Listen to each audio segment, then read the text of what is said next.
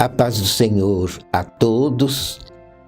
Irmãos, nestas mensagens nós estamos dando aos irmãos uma pequena explicação sobre como começou a nossa igreja.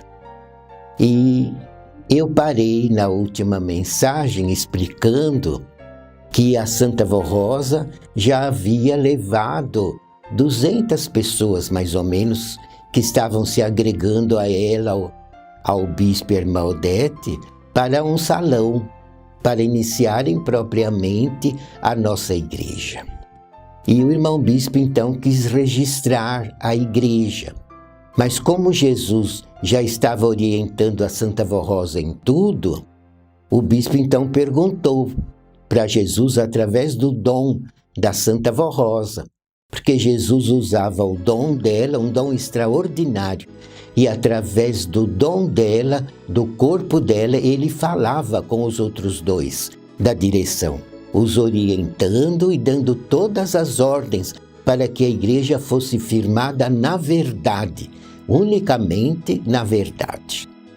E Jesus então disse que o nome de nossa igreja seria Igreja Apostólica, em homenagem aos santos apóstolos do passado. E também Jesus mostrou logo no início para a Santa Vó Rosa, porque ela estava pregando, assim como diversas diaconisas que ali estavam ajudando também pregavam, porque já começou logo alguns cultos domiciliares em bairros aqui em volta da Grande São Paulo. E a Santa Vó Rosa também estava cumprindo escala de pregação. E ela então foi pregar aqui num culto domiciliar, num bairro bem próximo aqui do Tatuapé. E Jesus então permitiu que ela realizasse um grande milagre, porque ela estava enfrentando uma grande luta, porque Jesus mostrava as coisas para ela, ditando normas. E ela então implantava aquela lei, porque era a vontade de Jesus. E alguns dentre o povo não aceitavam, a criticavam, e chegavam alguns até a sair da igreja, porque não entendiam que as ordens que ela dava não era propriamente uma ordem que surgia nela como pessoa, mas era uma ordem que vinha do céu. Era Jesus que mostrava para ela o que era necessário fazer. E para poder honrá-la e também para que todos percebessem o poder que ela possuía. Porque Jesus, ao usá-la, já transferiu para ela um grande poder. Inclusive, se revelava a ela constantemente, conversava com ela pessoalmente, ela ouvia ele falar e conversava com ele em aparições maravilhosas. E também, no momento em que os três da direção se punham a orar para poder resolver os primeiros problemas que iam surgindo em nossa igreja, Jesus, para falar com o bispo e a irmã Odete diretamente, ele então vinha do céu, levava a Santa Vó Rosa para o seu trono e no mesmo instante voltava e usava o corpo dela, o dom dela, a voz dela para falar com os dois da direção. Então o dom dela já estava sendo executado de um modo extraordinário. Ela já era poderosíssima. E para provar isso ao pequeno grupo que estava começando a formar a nossa igreja, Jesus deixou que ela realizasse um grande milagre num dos cultos domiciliares onde ela foi pregar. E ela lá fez a reunião, o culto, pregou, fez a oração final e depois era hábito e costume, o bispo e a irmã Odete sempre fizeram isso no início da nossa igreja. Quando terminava a reunião, antes de despedir o povo, o pregador dava oportunidade àqueles que desejassem a imposição das mãos. E então aqueles que queriam a imposição das mãos tomavam os primeiros bancos e o pastor então ordenava que fizessem uma fila e iam até perto do pastor ou do pregador. No caso, naquela reunião era a Santa Vó Rosa que estava pregando. E ali o pregador punha a mão na testa e dava a bênção, com a imposição das mãos. E a Santa Vó Rosa fez igual, porque ela tinha pregado naquela reunião. E acontece que naquela fila puseram um moço que nunca havia enxergado, não enxergava de nascença. Era deficiente visual de nascença, nunca tinha enxergado. E ele já estava com bem mais de 20 anos. E naquele bairro todos o conheciam como uma pessoa que não enxergava, porque ele nunca enxergou até aquela data. Mas na hora que a Santa Vó Rosa colocou a mão sobre a cabeça dele e lhe deu a bênção, logicamente ela, com muito amor, porque ela tinha um amor muito grande por todas as criaturas. Era um dom natural, o amor que ela possuía em seu espírito. E quando ela orou, aquele moço enxergou, ficou curado. E aquilo chamou muita atenção daquele povo que lá se reunia. E depois, quando ela conversou com Jesus, numa das aparições dele, ela então perguntou: mestre, o Senhor me deu este poder de fazer milagres? Ele disse: eu dei, a minha serva tem esse poder em larga escala, e é esse dom de milagres que eu vou usar na minha igreja para curar todos aqueles que merecerem a bênção, a cura e o milagre. Eu darei a eles a cura, mas através do teu dom, um dom natural e um dom precioso que eu dotei o seu espírito de realizar milagres, sinais e prodígios. E ele disse: eu deixei a minha serva curar aquele moço, em primeiro lugar, porque aquele moço merecia.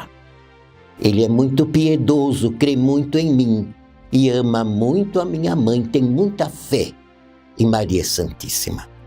E em segundo lugar, eu deixei acontecer o milagre para provar o poder que reina no teu próprio espírito, para que todos creiam no teu grande poder, porque se faz necessário que todo apostólico creia muito no teu poder, minha serva, para poderem também crer em mim, para aceitarem as ordens que eu transmitirei sempre através da tua pessoa. E Jesus, depois que deu essa explicação a ela, disse: entretanto, nunca mais pregarás e nunca mais orarás com a imposição das mãos. E ela então perguntou, porque ela gostava de pregar.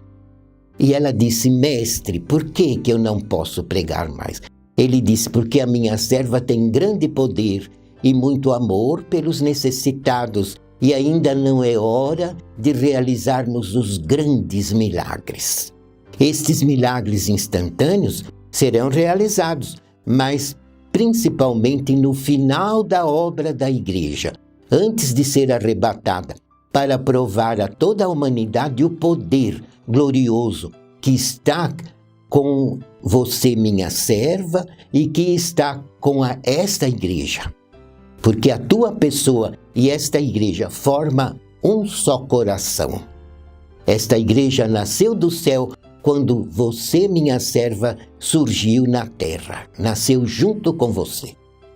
E o teu poder é enorme e assim também será o poder glorioso desta minha igreja.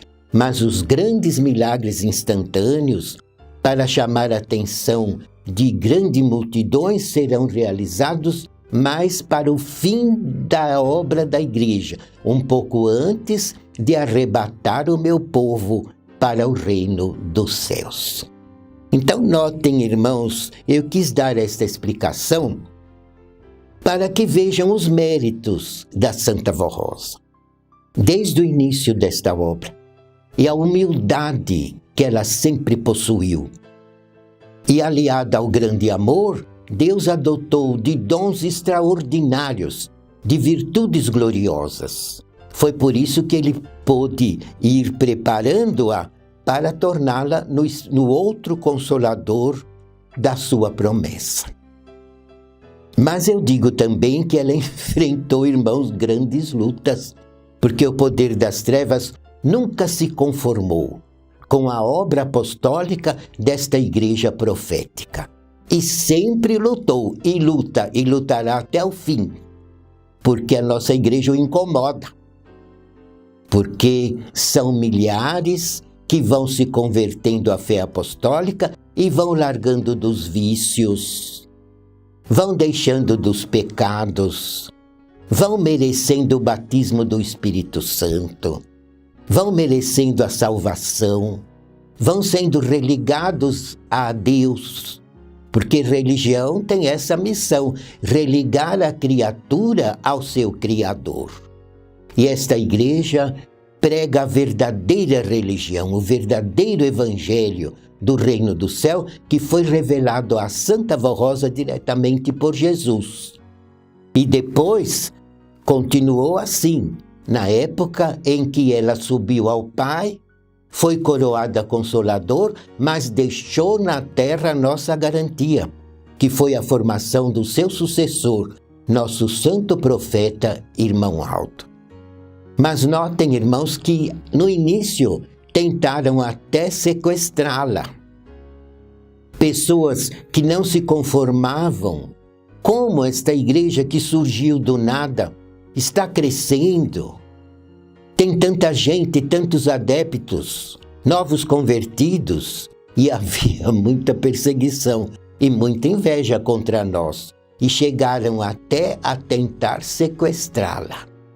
Mas o poder de Jesus sempre com ela, a Virgem Maria Santíssima junto a ela, então não conseguiram realizar esses objetivos de querer prejudicá-la, mas tentaram.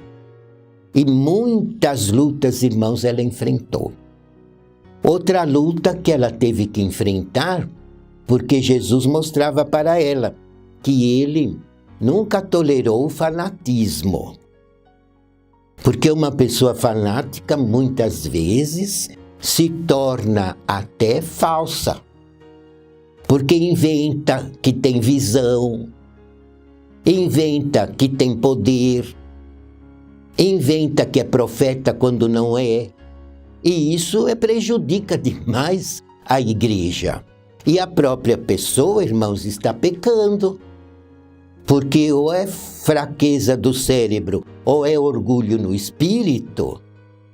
Se ela der margens a esse costume, ela acaba, além de fanática, se torna uma pessoa inconveniente na igreja. E Deus não pode tolerar pessoas assim no meio do seu povo. E a Santa Vó Rosa tinha muita misericórdia de tais pessoas, que tinham um certo fanatismo, já vieram para a nossa igreja com certos hábitos inconvenientes. E ela, então, falava francamente para a pessoa. E dizia, você não tem poder nenhum, você nunca foi profeta e nunca será.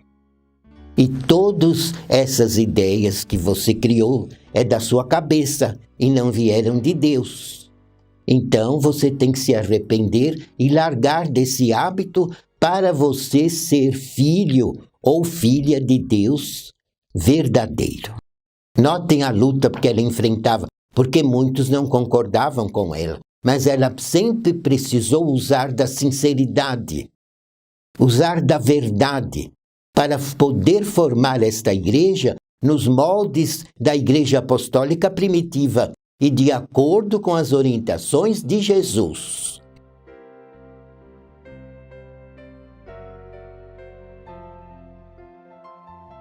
Prezados irmãos, eu agradeço muito a atenção de todos e convido que estejam conosco na próxima semana, neste mesmo horário, onde eu darei continuidade a estas mensagens, esclarecendo a missão de nossa igreja e também, em resumo, o ministério da Santa Vó Rosa como consolador e do profeta Santo Irmão Aldo como supremo pastor dos tempos do fim. Eu rogo a estes santos, a Jesus e a Virgem Maria, que os abençoe.